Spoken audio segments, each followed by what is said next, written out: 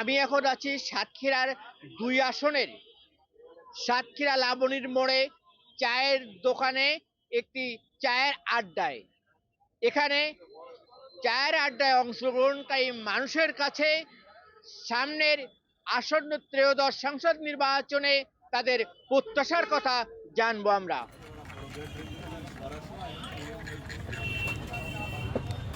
মেডিকেলের সমস্যা, যে ওষুধকে আমরা পাই না, গেলে সরকারি হাসপাতালে গেলে ওষুধ পাই না। এখন যেরকম একটা প্রার্থীর জন্য আসে ডক্টর থাকে না, যেরকম একটা প্রার্থীর জন্য আসলে আমরা সব সুবিধা পাই। গরিবের ধারে যেন সেই আমাদের নেতা থাকে, ঠিক এই কাজের নেতা আমরা চাচ্ছি। সুন্দরবন লাট্টা ঐতিহ্যবাহী, এখানে রাস্তাঘাট খুবই খারাপ, এটাও আমরা চাই, এটাও দ্রুত সংস্কার করার জন্য। আমের নাম আছে, চিংড়ির নাম আছে, বাগদা চিংড়ি, গলদা চিংড়ি, এগুলোর জন্য ভালোভাবে আমাদের বাইরে যেতে পারে। কাজ কামগুলো সৌন্দর্য সেইভাবে দেখে শুনে, গরিবের উপরে দেখে শুনে যাতে চলাচল হয়। সাতক্ষীরা জেলা যেন উন্নয়ন হয় তার দ্বারাই।